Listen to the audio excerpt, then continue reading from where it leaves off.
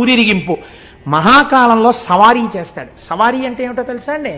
చక్రవర్తి బయటికి వచ్చినట్టు బయటికి వస్తాడు. చక్రవర్తి బయటికి వచ్చినప్పుడు ఉజ్జయిని జిల్లా కలెక్టర్, ఉజ్జయిని జిల్లా పోలీస్ సూపరింటెండెంట్, ఉజ్జయిని నుంచి ఎన్నికైనటువంటి మంత్రి ఎవరైనా ఉంటే రాష్ట్ర కేబినెట్ లో మంత్రి, లేదా పరిపాలన చేసేటటువంటి మంత్రి ఎవరుంటారో, మనకైతే ఇక్కడ బహుశా రెవెన్యూ అడ్మినిస్ట్రేషన్ అయి ఉంటుంది, ఆ మంత్రి ఎవరుంటారో ఆ మంత్రి ఉజ్జయిని రావాలి. వచ్చి ప్రతి ఏటా సవారీ జరుగుతున్నప్పుడు స్వామివారి సవారీని మొయ్యాలి. వీళ్ళు ముగ్గురు తప్పకుండా మొయ్యాలి. ఉజ్జయినిలో కొన్ని వేల సంవత్సరాల నుంచి ఇదే ఆనవాయితీ.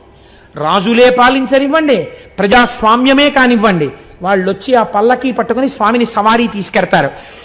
శివరాత్రి నాడు ఆయన పెళ్లి కొడుకు అవుతాడు ఉజ్జయినిలో. అదో విచిత్రం. పుష్పకిరీటం పెట్టుకుంటాడు. పుష్పకిరీటం పెట్టుకుని పెళ్లి కొడుకు అవుతాడు. మహాశివరాత్రి వెళ్ళిపోయినటువంటి మర్నాడు ఈ అలంకారం అంతా తీసేసి భస్మాభిషేకం అందుకుంటాడు మళ్ళీ. అటువంటి సవారీ జరుగుతుంది. అక్కడే బలరామకృష్ణులిద్దరూ సాందీపని మహాముని యొక్క ఆశ్రమంలో విద్యాభ్యాసం చేశారు. ఇన్ని రకాలుగా ఇంకా నేను ఆ ఉజ్జయిని గురించి చెప్తూ కూర్చుంటే ఇంకా నేను ఆ భోజకాళిదాసుల్ని ముట్టుకుంటే నా బలహీనత బయటకు వస్తుంది. కాబట్టి అటువైపుకి మనం వెళ్ళొద్దు, చాలు. కాళిదాస మహాకవి అనుగ్రహింపబడినటువంటి క్షేత్రం, అంత గొప్ప క్షేత్రమై ఆ ఉజ్జయిని అన్ని రకములుగా ప్రకాశించుచున్నది. అటువంటి ఉజ్జయిన్ మన భారతదేశంలో వెలిసినటువంటి స్వయంభూమూర్తి. ఒక్కసారైనా వెళ్ళి చక్కగా అక్కడ ఉండి ఆ శివలింగాల్ని, ఆ క్షేత్రాన్ని, ఇవన్నీ మనం దర్శనం చేసి రావలసి ఉంటుంది. కాబట్టి మనం ఇవాళ ఆ ఉజ్జయినిని దర్శనము చేసి దాటగలిగాం. ఇప్పుడు మనం ఉజ్జయిని నుంచి ఒక్కసారి అలా హిమాలయ పర్వత సానువుల మీద వెలిసినటువంటి కేదారలింగ దర్శనం చేసుకుని వీలైతే ఇవాళ పూర్తి చేసేద్దాం. ఎందుకంటే కనీసం రోజుకి 2, 3 చెప్పకపోతే నాకు గోపాలకృష్ణ గారి వాక్కు సత్యం అయిపోతుందేమోనో భయం పట్టుకుంది. ఇది ఏడాది అయిపోదు కదా ఈ శివమహాపురాణం, కొంతైనా చెప్తాను అసలు నేనని.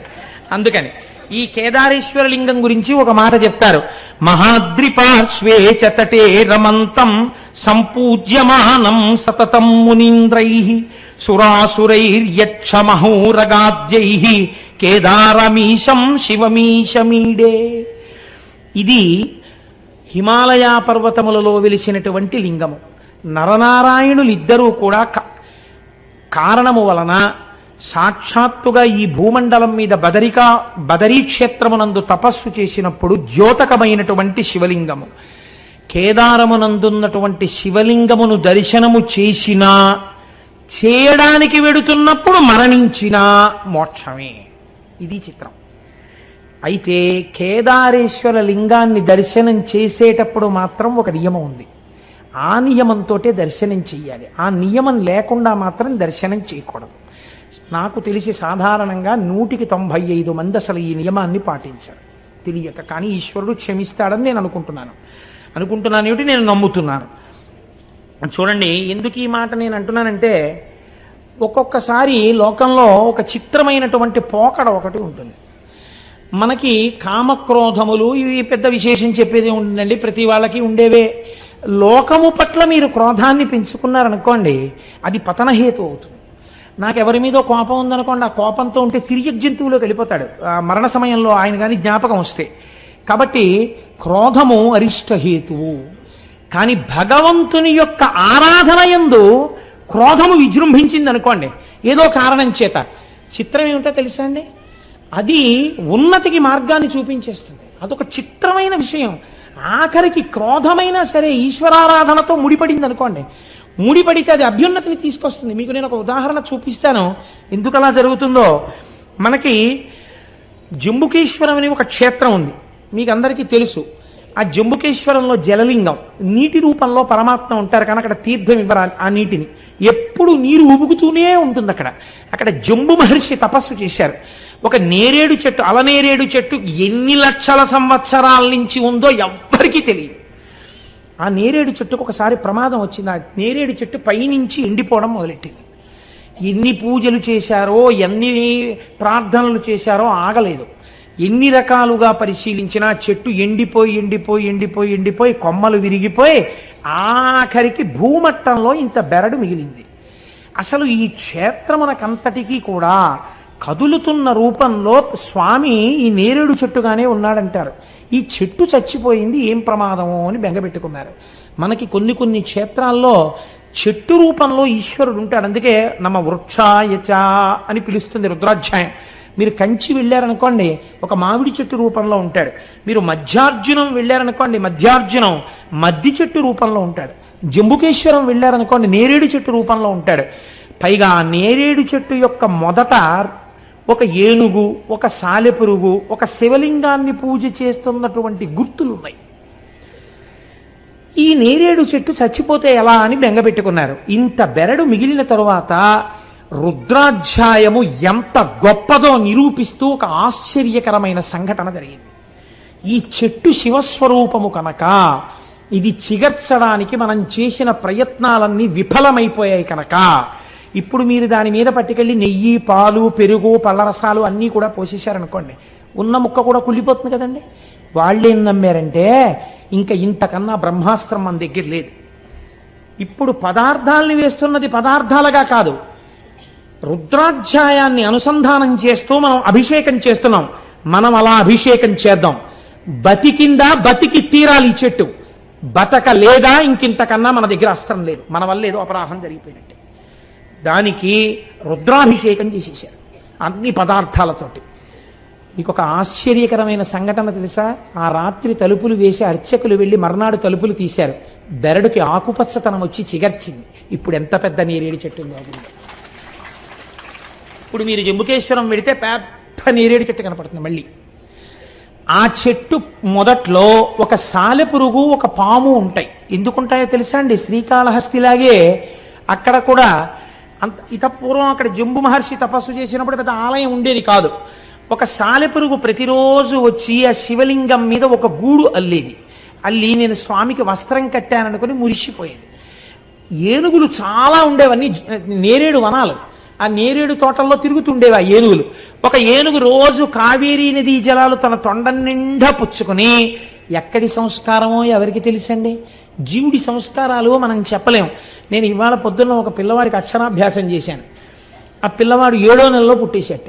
7వ నెలలో పుట్టేసినటువంటి పిల్లవాడు కాబట్టి బతుకుతాడు అనుకోలేదు. ఏదో గాజు పేటికలలో పెట్టి 6,000 రూపాయల ఇంజక్షన్లు ఇచ్చేవారు. ఆ పిల్లవాడు బతికాడు. వాడు చిత్రం ఏమిటో తెలుసా అండి? వాడు ఇంతప్పటి నుంచి బొట్టు లేకపోతే వాడు ఒప్పుకోడు. వాడికి ఇంకా మాటలు సరిగ్గా రావు. బొత్తు బొత్తు అంటాడు. వాడికి బొట్టు కానీ కొంచెం ఇలా చెరిగితే వాడు ప్రత్యేకం అద్దం దగ్గరికి వెళ్ళి నిలబడి చూసుకుంటూ ఉంటాడు. నేను హైదరాబాద్లో వాళ్ళ ఇంటికి వెళ్ళినప్పుడు చూశాను. వాడికి బొట్టు కొంచెం కరిగితే వాడు వాళ్ళ అమ్మ దగ్గరికి వచ్చి, అమ్మ బొత్తెత్తు, అమ్మ బొత్తెత్తు, అమ్మ బొత్తెత్తు అంటాడు. వాళ్ళ అమ్మ ఉండరా కాసేపు అంటే గబగబా వెళ్ళి డ్రెస్సింగ్ టేబుల్ లాకేసి తిలకం సీసా తెచ్చేస్తాడు. తెచ్చి అమ్మ బొత్తెత్తు, అమ్మ బొత్తెత్తు అంటాడు. అని వాడు తిలకం బొట్టు ఎట్టుకుంటాడు. అంత చిన్న పిల్లవాడిని నేను బొట్టు లేకుండా ఎన్నడూ చూడలేదు. బహుశా నేను అనుకుంటున్నాను వాళ్ళ అమ్మమ్మ గారు ఏర్పాటు చేసిన సంస్కార బలం. ఆ పిల్లవాడు 7వ నెలలో పుట్టేస్తే రోజు భగవాన్ రమణుల నామం చెప్తూ కూర్చునేవారు ఆవిడ.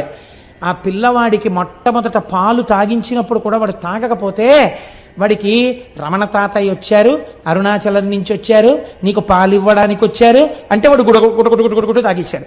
ఇవాళ నేను వాడికి అక్షరాభ్యాసం చేయడానికి వెడితే, ఒరే నీ పేరేమిటన్నాను, రమణ అన్నాడు. మీ అన్నయ్య పేరేమిటన్నాను, అన్న రమణ. మీ తాతగారి పేరేమిటన్నాను, తాత రమణ. ఈ తాతగారి పేరేమిటన్నాను, ఈ తాత రమణ. నేనెవరన్నాను, నువ్వో రమణ, మీరో రమణ, అమ్మమ్మ రమణ, తమ్ముడు రమణ, ఫ్రెండ్ రమణ. వాడు ఎవరైనా సరే రమణ కలుగుతాడు. ఎక్కడి నుంచి వచ్చిందంటారు ఆ సంస్కారం? అటువంటి వాడికి అక్షరాభ్యాసం చేసి నా జన్మ ధన్యమైంది అనుకున్నాను నేను. కనుక ఎవరికి జీవుడికి ఎటువంటి సంస్కారాలు ఉంటాయో మనకి తెలియదు. బొట్టు పెట్టుకోండర్రా అంటే పెట్టుకోకుండా ఉండేటటువంటి వాళ్ళు కోట్ల సంఖ్యలో ఉంటే, ఒక పసిపిల్లవాడు లలాటమునందు బొట్టు లేకుండా ఎప్పుడూ ఉండడు. వాడు నిద్రపోతున్నప్పుడు తిలకం బొట్టు ఉంటుంది. వాడు నిద్ర లేవగానే ముందు అద్దం దగ్గరికి వెళ్ళి బొట్టుందో లేదో చూసుకుంటాడు. అమ్మ మొహం కడగగానే తిలకం సీసా పట్టుకొచ్చేసి అమ్మ బొత్తెత్తు, అమ్మ బొత్తెత్తు అంటాడు. అసలు బొట్టు లేకుండా వాడి మొహం కనపడదు. ఏమనుకోవాలి వాడి సంస్కార బలాన్ని? ఒక్కొక్కరి సంస్కారం అలా ఉంటుంది. ఒక ఏనుగు తొండంతో నీళ్లు తెస్తే మీకు ఎందుకు అనుమానం ఉండాలి? మీకు కావాలంటే నేను ఇవాళ వాడు లేడు, కాపవరం వెళ్ళాడు, లేకపోతే వాడిని నేను వేదిక మీదకి తీసుకొచ్చి చూపించుండేవాడిని వాళ్ళు మీ అందరికీ కూడా. కాబట్టి ఆ ఏనుగు తొండంతో నీళ్లు తెచ్చి శివలింగం మీద పోసేసేది తొండం ఎత్తి. ఈ నీళ్లు పోసేసేటప్పుడు ఆ సాలెగూడు ఈ నీళ్లలో కొట్టుకుపోయేది. ఈ ఏనుగు వస్తుండగానే ఆ సాలెపురుగు గబగబా నేరేడు చెట్టు ఎక్కేసేది. ఆ సాలెపురుగుకి కడుపు మంట, దిక్కుమాలిన ఏనుగు రోజు నీళ్లు తెచ్చి పోసేస్తుంది, నేను కట్టిన గూడు పోతోందని. ఇంకా ఒక రోజున అది అక్కసు భరించలేకపోయింది. ఆ ఏనుగు వచ్చి నీళ్లు పోయిగానే దాని తొండంలోకి వెళ్ళింది. సాలెపురుగు యొక్క విషం చాలా ప్రమాదకరమైన ఆయుర్వేదం అంటుంది. అది దాంట్లోకి వెళ్ళి ఆ తొండాన్ని శుభ్రంగా కుట్టేసింది. ఆ ఏనుగు తొండాన్ని బాదుకుని చచ్చిపోయింది. సాలెపురుగు కూడా నా కక్ష తీరిపోయింది అనుకుంటూ చచ్చిపోయింది. ఇద్దరూ చచ్చిపోయారు. కానీ శివార్చన యందు నాకు అడ్డొచ్చిన వాణ్ణి సంపాతల పారేశాననుకుంటూ చచ్చిపోయిన సాలెపురుగు క్రోధంతో చచ్చిపోయిందా లేదా? చచ్చిపోయింది. కానీ వచ్చే జన్మలో ఏమై పుట్టిందో తెలుసా అండి? ద్రవిడ దేశమునందు ఒక గొప్ప రాజై పుట్టింది. ఆయన పేరు కొచ్చంగ చోళుడు. కొచ్చంగ చోళుడు అంటే రక్తాక్ష చోళుడు అంటారు. కిరీటము తల మీద ఉన్నవాడు, ఎర్రని కన్నులున్నవాడు. ఈ కొచ్చంగ చోళుడు ఎన్ని శివాలయాలో దగ్గరగా 700 శివాలయాలని ఆయన పునర్నిర్మాణం చేశాడు. పూజాధికాలు జరిగేటట్టుగా 700 శివాలయాలకి చేసినప్పుడు ఇలా ఎవరైనా తమిళనాట దేవాలయాలకి సేవ చేస్తే వాళ్ళు దాన్ని తిరుపణి అని పిలుస్తూ ఉంటారు. ఈ కొచ్చంగ చోళుడు చేసినటువంటి ఈ సేవని మాత్రం వాళ్ళు యానయ్యారా తిరుప్పణి అని పిలిచేవారు. ఎందుకో తెలుసా అండి? 700 శివాలయాలు కట్టినప్పుడు కూడా పునర్నిర్మాణంలో ఆయన ఎందుకు అలా ప్లాన్ గీయించేవాడో తెలియదు. ఏనుగులు దూరని శివాలయాలు కట్టించాడు. ఆ ఊరికి ఏనుగు రాకపోయినా సరే ఏనుగు లోపలికి వెళ్ళలేదు, అలాంటి గుళ్ళు కట్టాడు. ఎక్కడిదో తెలుసా అండి క్రోధం? సాలెపురుగు. ఏనుగు వస్తుందేమో గుళ్ళోకని ఏనుగు రాని శివాలయాలు 700 కట్టాడు ఆయన. చూడండి, క్రోధం మిగిలిన వాళ్ళ మీద పెట్టుకుంటే పతనహేతు. అదే క్రోధం ఈశ్వరార్చన యందు పెట్టుకున్నవాడు 700 శివాలయాలు ఏనుగుల లోపలికి వెళ్లకుండా కట్టాడు. మీరు ఇప్పటికీ తిరువాణక్కోయిల్ అంటారు తమిళనాడులో. మీరు జంబుకేశ్వరం వెడితే జంబుకేశ్వరంలో శివాలయంలోకి ఇక్కడికి ఏనుగులు రావండి, చూశారా గుమ్మాలు ఎలా ఉంటాయో? ఏనుగు ఇందులోకి రాలేదు అని చెప్తారు వాళ్ళు. ఏనుగులు రాని గుళ్ళు కట్టిన వాళ్ళల్లో కొచ్చంగ చోళుడు ఒకడు. కొచ్చంగ చోళుడే కట్టాడు జంబుకేశ్వరం కూడా. కాబట్టి రక్షించిందా రక్షించదా? రక్షిస్తుంది. ఒక్కొక్కరికి అర్థం లేని మగ్గు పట్టు ఉంటుంది. ఆ పట్టు ఎందుకు చేస్తాడు వాడు అంటే మీరేం చెప్పలేరు. ఇవన్నీ మీరు మామూలుగా పురాణ కథని అలా చందమామ తిరిగిరేసినట్టు తిరగేసారనుకోండి, అబ్బెబ్బే they don't stand for the reason అండి. ఏమిటంటే కథలు అంటారు. కాదు, మీరు సమన్వయం చేసుకోవాలి. చాలా జాగ్రత్తగా, ఋషులు అనవసరంగా చెప్పరు. దీని వెనక హేతువేది మీరు జాగ్రత్తగా సమన్వయం చేసి చదివితే మీకు అర్థం అవుతుంది. మీరు ఇవి నేను ఎందుకు చెప్తున్నానో తెలుసా అండి? మీరు కేదార దర్శనం చేసేటప్పుడు మీకు ఇవి స్ఫురణలోకి రావాలి. లేకపోతే అక్కడ ఒక గేది కింద పరిగెడుతుంటే పాండవులు పట్టుకున్నారండి, తోక ఊడిపోయి శివలింగం అయిందని నేను చెప్పాను అనుకోండి ఓ పద్యం. ఏమిటండి ఇదే తోక ఊడిపోయి శివలింగం అవడం ఏంటండి అంటారు మీరు. నేను దానికోసం ఈ నేపథ్యాన్ని వేస్తున్నాను. బాగా నాటుకోవాలన్నది నా తాపత్రయం. నాకేం చేతకపోయినా, నాకే లేకపోయినా. కానీ మీరు చూడండి, ఒక్కొక్కడికి శివారాధన యందు మూర్ఖత్వం ఉంటుంది, లేదా ఈశ్వరారాధన యందు మూర్ఖత్వం ఉంటుంది. మామూలు మూర్ఖత్వం చాలా ప్రమాదకరం. మూర్ఖజన చిత్తము తెల్పన సాధ్యమేరికింది అంటాడు భర్తృహరి. మూర్ఖుడిని ఎవడు బాగు చేయలేడు రాన్నాడు. కానీ శివార్చన యందు, ఈశ్వరార్చన యందు, ఇది విష్ణు స్వరూపం కానివ్వండి, శివస్వరూపం కానివ్వండి, మూర్ఖత్వంతో ఉన్నా సరే రక్షించేస్తుందండి. మీకు నేను ఒక ఉదాహరణ చెప్తాను. మనకున్న నాయనార్లలో దండి అడిగల నాయనార్ అని ఒక నాయనారు ఉన్నారు. ఈయనకి 2 కళ్ళు లేవు. ఈ దండి అడిగల నాయనార్ దగ్గరికి వెళ్ళి ఎవరో చెప్పారు, అయా శివాలయం పక్కనున్నటువంటి తటాకాన్ని ఆ రోజులలో శివార్చనని అంగీకరించినటువంటి మతస్థులు, పేర్లు చెప్తే మళ్ళీ లేనిపోని ఇబ్బందులు ఎందుకు వచ్చిందని, అన్యమతస్థులు తటాకాన్ని కప్పెట్టేస్తున్నారని చెప్పారు. నాకా 2 కళ్ళు లేవు, నేను వెళ్ళి ఏం తవ్వుతాను అని ఆయన అనుకునేవాడు కాదు. రాత్రి వాళ్ళు పనిచేయరు కదా, వాళ్ళు ఎంత కప్పెట్టేశారో నేనంతా మళ్ళీ తవ్వేస్తానని ఈయన గుణపం పారా పట్టుకుని అందులో దిగిపోయేవాడు. వాళ్ళు కొన్ని 100 మంది కలిసి కప్పెట్టేవారు. ఈయన ఒక్కడు అంధుడు దిగేవాడు. దిగి పారతో వేసేసి అది ఎటు వేస్తున్నాడో కూడా తెలియదు ఆయనకి పాపం. తడుముకుంటూ వెళ్ళి పైన వేసేసి నేను మళ్ళీ శివుడికి తటాకం తవ్వేస్తున్నాను అనేవాడు. ఒకరోజు తెల్లవారిపోయిందని తెలుస్తుందా? తెలియదు ఆయనకు, అంధుడు. అన్యమతస్థులు వచ్చేసి చూశారు. హోరి గుడ్డివాడా, అంధుడా, మేము కప్పెట్టే తటాకాన్ని నువ్వు తవ్వగలిగిన మొనగాడివా, నువ్వు తవ్వుతావురా అంధుడివి అన్నాడు. ఆయనకి ఎక్కడ లేని కోపం వచ్చేసింది, మూర్ఖత్వం వచ్చేసింది ఆ కోపంలోంచి. ఏమన్నారా నన్ను? అంధుడు అన్నారా? మా స్వామే కనుక ఉన్నది నిజమైతే రేపు ఇవాళ రాత్రి మళ్ళీ నేను తటాకం తవ్వడానికి వస్తాను కదా, నా కళ్ళు కనపడాలి, మీ కళ్ళు పోవాలన్నాడు. ఎంత చిత్రమైన మాట చూడండి. మూర్ఖత్వంతో అన్నాడు అంతే ఆ మాట. వాళ్ళు పెద్ద పరిహాసం చేశారు. నోరు మొయ్యి, రాత్రికి మళ్ళీ తటాకం తవ్వుతావా, మా కళ్ళు పోతాయి నీ కళ్ళు వస్తాయా, అది చూద్దామని మళ్ళీ కప్పెట్టారు. కప్పెట్టి వెళ్ళిపోయారు. మళ్ళీ రాత్రి వచ్చాడు, కిందకి దిగాడు. దిగి గుణపం పారా పట్టుకున్నాడు. ఈశ్వర, తెల్లవారేటప్పటికీ నా కళ్ళు రావాలి, వాళ్ళ కళ్ళు పోవాలి, మళ్ళీ చెప్తున్నాను, నువ్వు ఉన్నావని నాకు నమ్మిక అన్నాడు. తవ్వాడు. ఇప్పుడు ఈశ్వరుడు సంకటంలో పడ్డాడు. మహాభక్తుడు అన్నమాట నిజం చేసి తీరాలి, నచ్చ చెప్తే విండవు.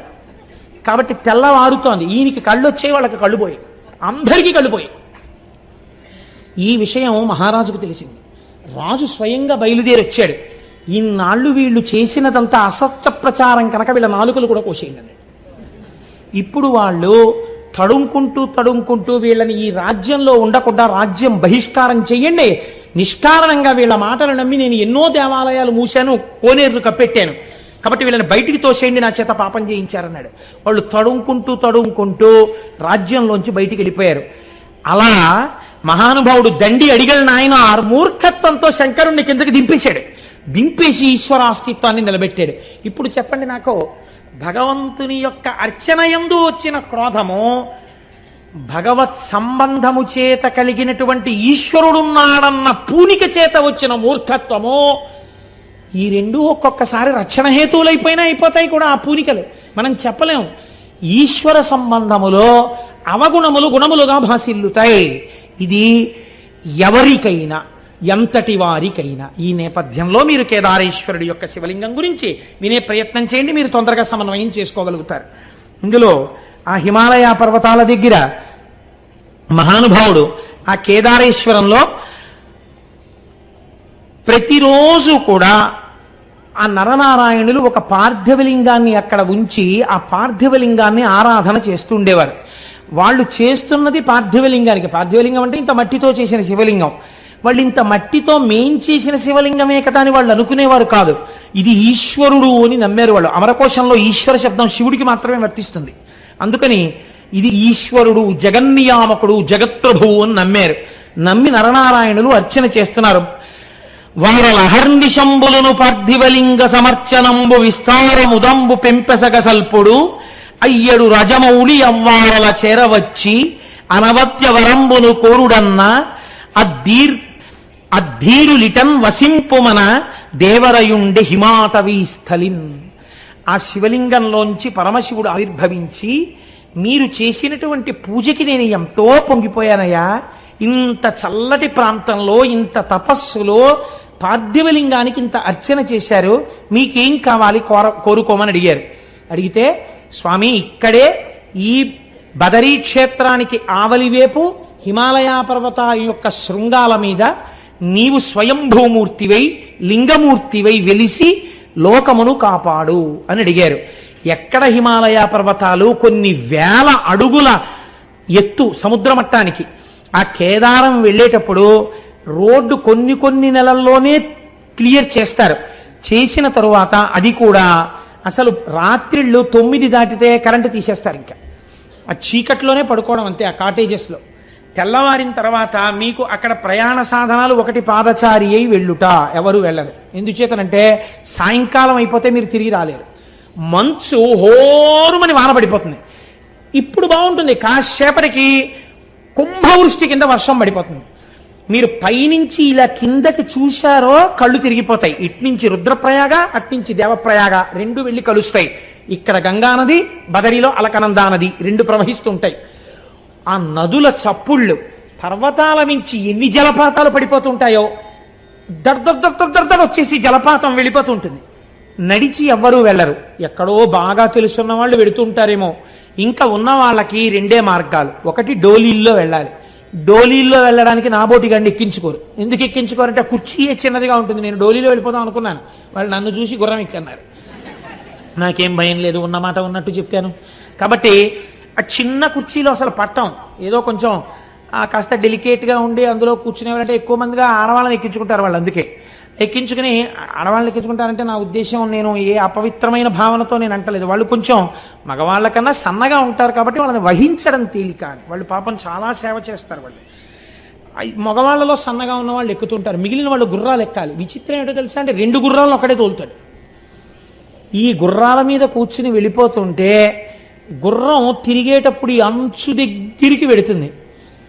ఒక్కసారి కానీ జారిందో వెతికేవాడు కూడా ఉండడు.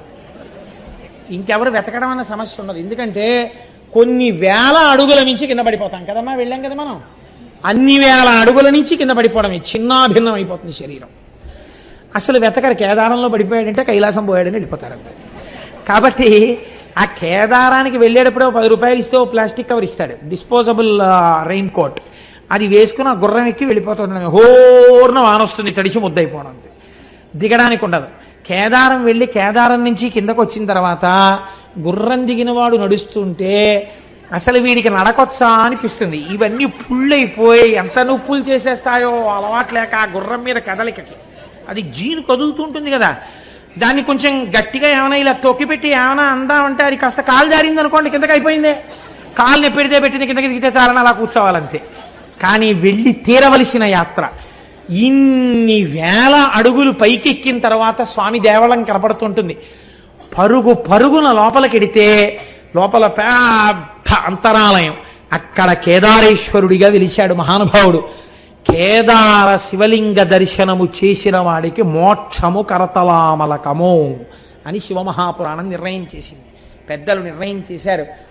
లేదా అలా జరగాలని ఎవరు కోరుకోకూడదు. కేదారము విడుతున్నప్పుడు పడిపోయినా వాడికి మోక్షము సత్యమే, దొరికి తీరుతుంది. అటువంటి కేదారేశ్వరంలో ఆ శివాలయంలో ఒకానొకసారి ఒక విచిత్రమైనటువంటి స్థితి జరిగింది. ఆ వెలిసినటువంటి శివలింగం కొన్ని యుగాలైపోయింది. యుగాలైపోయిన తర్వాత శివాలయాల్లో శివలింగానికి ఒక గమ్మత్తు ఉంటుంది. శివుడికి పునఃప్రతిష్ఠ ఉండదు. ఎందుకుండదంటే శివలింగం అలా క్షీణించిపోయి ఏదో ఇంత మొక్కుంది అనుకోండి, అదే శివలింగం అంతే. దానికో కవచమో మట్టో తొడిగేసి అంతే అభిషేకం చేస్తారు. అంతేగాని గుణపాలెట్టి తవ్వేసి మళ్ళీ పునఃప్రతిష్టలనే ఉండవు దానికి. కాబట్టి కొన్ని యుగాలు దాటిన తరువాత అంతం కొన్ని యుగంబులైన పిదపన్ హర్యశ్వ సంకాశుక కుంతీపుత్రకులల్ల లింగమును బల్కూర్మిన్ సమీపింప ఆద్యంతాతీతుడు శంభుడొక్క మహిషంబై పారుటన్ గాంచి ఎక్కౌంతేయుల్ కడుభక్తిమై నుడిసి లాగన్ చిక్కెం పుచ్చం బటన్. ఈ పాండవులందరూ 5గురు కలిసి కేదారేశ్వరలింగ దర్శనానికి వెళ్ళారు.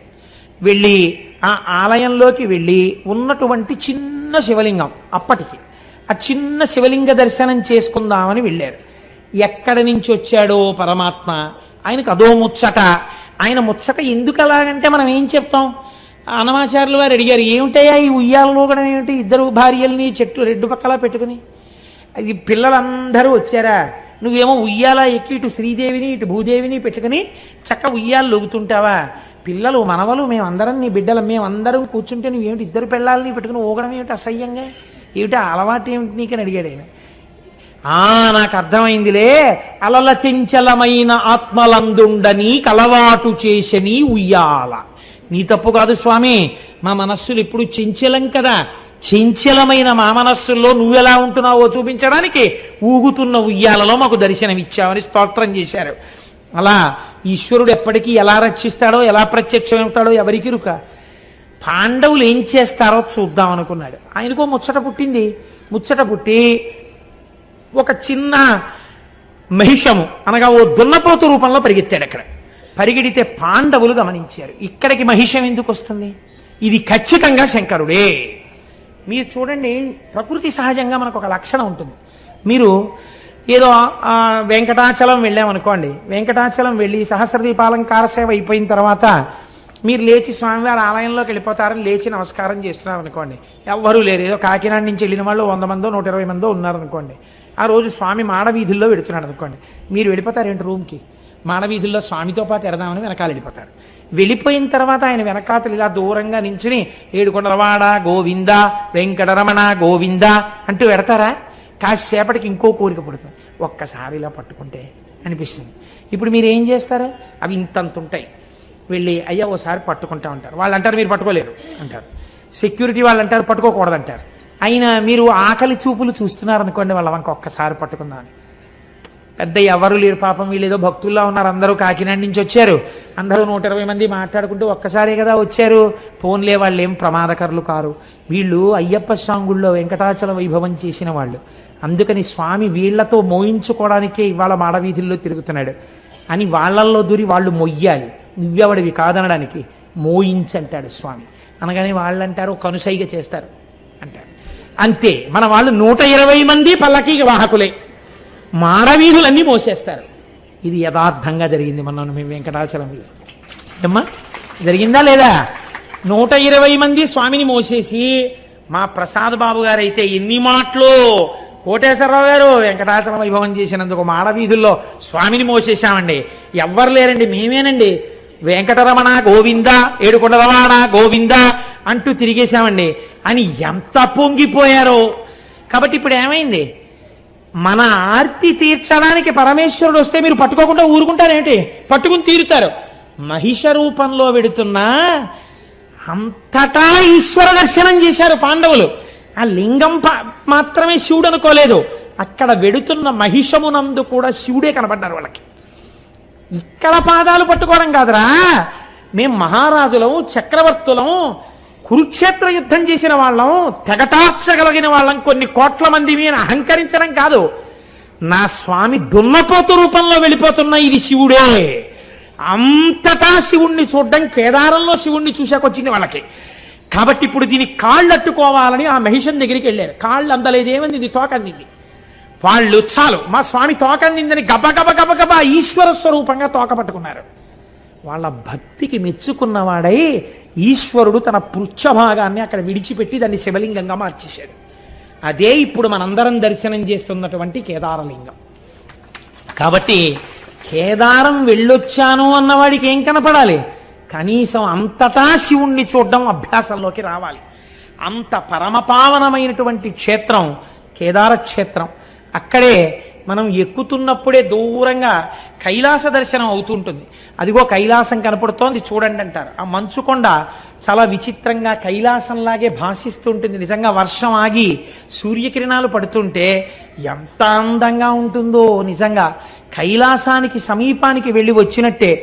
కొందరు ఏం నమ్ముతారంటే శంకర భగవత్పాదాచార్య స్వామి వారు అక్కడే తన సత్యదండాన్ని విడిచిపెట్టేశారు అని నమ్ముతారు. అక్కడ ఒక పెద్ద శంకరుల సత్యదండం యొక్క ఫోటో ఉంటుంది, అక్కడే ఒక చిన్న ఆలయం కూడా ఉంటుంది. కాబట్టి కేదారము అంత గొప్ప క్షేత్రము. ఇవాల్టి రోజున మనం ఈశ్వరానుగ్రహం చేత ఉజ్జయిని వెళ్ళాం, మహాకాళ దర్శనం చేసుకున్నాం. కేదారం వెళ్ళాం, కేదారేశ్వరుడి దర్శనం చేసుకున్నాం. రేపటి రోజున అసలు లోకమునకు బలవంతులకు బలవంతుడెవడో, ఎవడి అనుగ్రహం చేత ఈ లోకములు నిలబడుతున్నాయో, ఎవడు భీముడో, మీరు రోజు శివాష్టోత్తరంలో భీమశబ్దంతో ఎవరిని పిలుస్తున్నారో అటువంటి శివలింగముల యొక్క దర్శనం కొన్ని రేపు మనం ప్రారంభం చేద్దాం.